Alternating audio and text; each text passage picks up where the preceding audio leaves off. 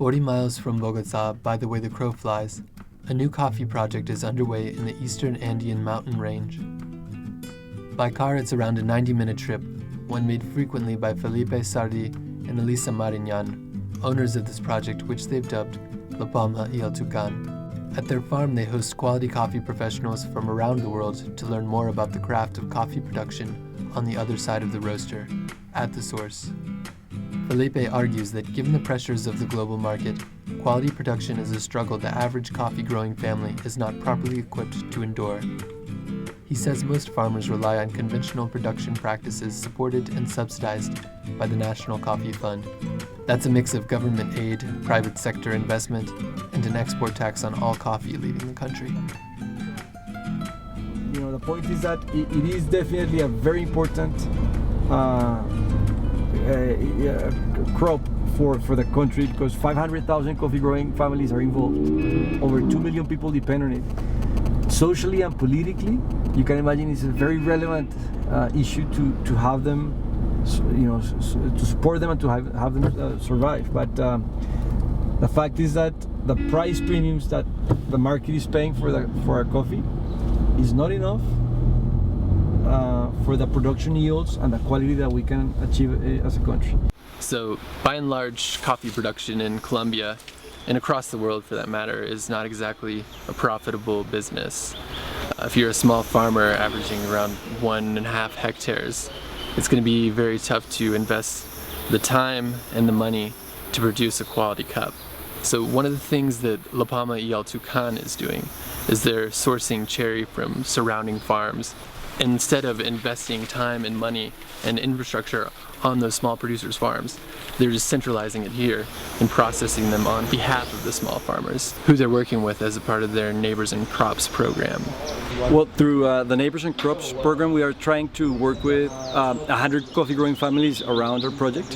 Their age is an average 62 years old. So we said, all right, we needed to offer them something new, something different. We incentivize these coffee growing families through monetary and through non-monetary means. So the monetaries are basically quality premiums, commitment premium. If they sold to us last year or the year before, they would get that as well.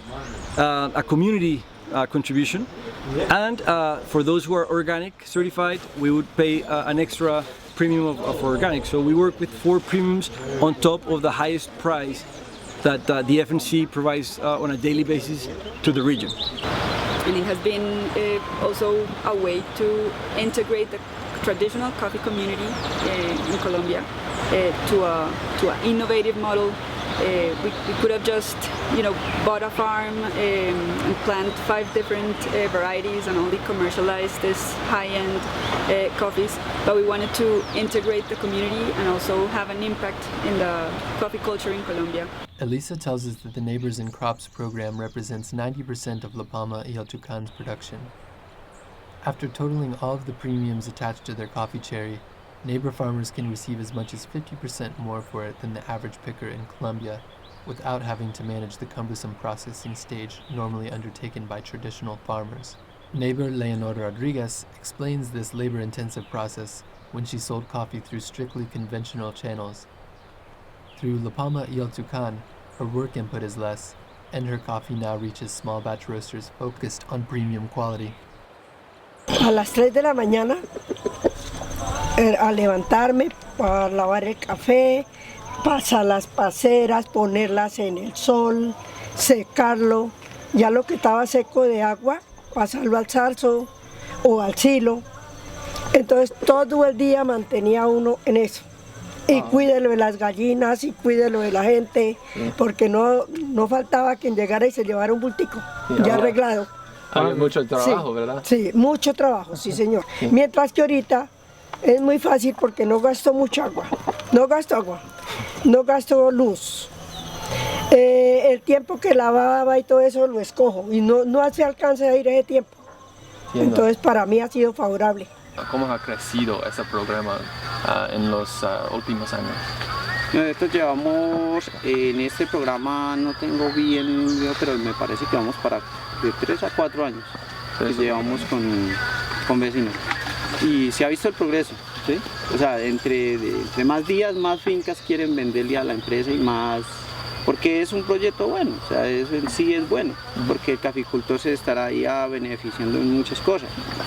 Él no tendría que conseguir recolectores, porque los recolectores los conseguimos nosotros mismos, no tendría que beneficiar, no tendría que transportar, no tendría que secar ni lavar, entonces es algo que prácticamente es muy bueno para ellos. I think one of the most important things is the team that we have, because we have people from different backgrounds working in the farm and in the office, and working with people that have such passion and that also share the same values as us towards coffee. It's beautiful. You can talk with them and they have different ideas, but always with the love for coffee, for looking for people with the knowledge and that want to know more and more and more about coffee, that want to experiment, that want to risk, and that want to challenge traditional models. For example, for the cherry pickers, it has been a tradition to have a very informal job. So what we're doing is giving them insurances for any accidents or anything that can happen to them in the farm, so that we make sure that they are all covered in case that something happens to them while they're working. In addition to going against the grain of traditional models, La Palma y El Tucan, like many farms in Latin America, faces a changing climate. This presents yet another set of challenges to coffee production, many of which require more labor to overcome, a tall order when managing multiple farms under a loose collective. ¿Cuál es el desafío más común trabajando con los vecinos? Lo más común es que, por ejemplo, en estos momentos y este año lo que más más complicado es por lo del calentamiento. ¿Verdad? Sí, por lo que hay mucho café vano. Entonces eso sí se nos ha complicado un poquito, porque muchas veces el café no madura, sino que se seca.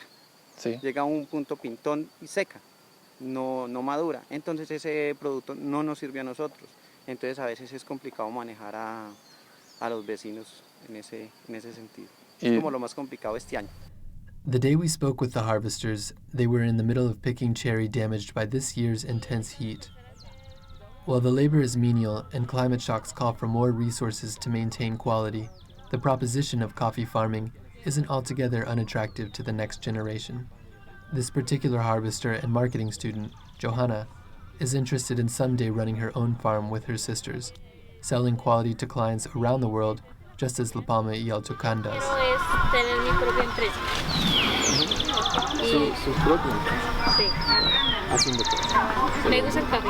Ah, qué bueno. Yo provengo de familia cafetera. Ah, mira. Sí. En Santander. Sí. ¿Qué vas a llamar su tienda? ¿Su empresa? Pues habíamos pensado llamarla Las Margaritas. Las Margaritas. Sí. Until more of the next generation takes to coffee production, Colombia, like much of Latin America, runs the risk of losing small farmers. For now, for Leonor and nearly 100 farmers near La Palma y El Tucan estate, the Neighbors and Crops program buys added time to handle other farm activities that may have gone neglected in recent years. Pues la finca la quiero es arreglar bien, porque como primero está, pues vendíamos el café ahí a lo loco. Llegaba la cosecha, poníamos cualquier 10, 15 obreros y en 3 días lo recogíamos. Y muélalo en el motor y la máquina y lave, seque y échelo al silo y séquelo y véndalo. Pero ahora ya no es así, ya se cambió la fórmula. Entonces ahorita pues yo lo que quiero es acabar la cosecha, organizar, sembrar más café, poner la finca como más bonita para que sea más linda. Eso es lo que pienso, ¿no? ¿Quién sabe mi Dios qué pensará?